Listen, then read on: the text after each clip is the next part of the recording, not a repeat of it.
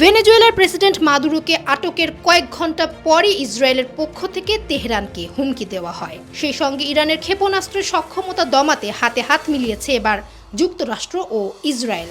তবে কি যুক্তরাষ্ট্রের কাছ থেকে সাহায্য নিশ্চিত করে ইরানের বিরুদ্ধে নতুন কোনো যুদ্ধের উস্কানি দিচ্ছে ইসরায়েল? ভেনেজুয়েলায় ট্রাম্পের নিঃসংকোচ আক্রমণের পর সেই সমীকরণ যেন হুবহু মিলে যাচ্ছে।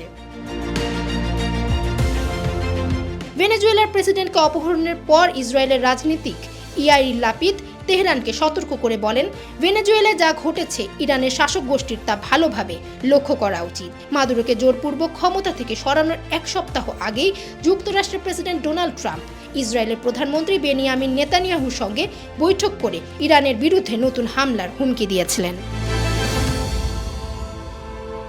যুক্তরাষ্ট্র এবং ইসরায়েলের বৈঠকে আলোচনায় দুই পক্ষই ইরানের সামরিক সক্ষমতা পুনর্গঠনের বিরুদ্ধে কঠোর অবস্থান নেওয়ার বিষয়ে একমত হয়েছে। ইরানের পারমাণবিক কর্মসূচি পুনরুজ্জীবিত হওয়া এবং তাদের ক্ষেপণাস্ত্র শিল্প আবার শক্তিশালী হয়ে ওঠার আগেই তা ঠেকানোর লক্ষ্য স্থির করেছে দুই দেশ। সংবাদ মাধ্যম আল জাজিরার এক প্রতিবেদন বলছে, ইরান এবং ভেনেজুয়েলার প্রেক্ষাপট ভিন্ন হলেও মাদুরোর বিরুদ্ধে ট্রাম্পের এই পদক্ষেপ ইরানের সঙ্গে যুদ্ধের আশঙ্কা বাড়িয়ে দিয়েছে। ন্যাশনাল ইরানিয়ান আমেরিকান কাউন্সিলের সভাপতি জামাল আবদি বলেন, নতুন এক ধরনের আইনহীনতা সবকিছুকে আরও অস্থিতিশীল করে তুলছে এবং যুদ্ধের আশঙ্কা বাড়াচ্ছে।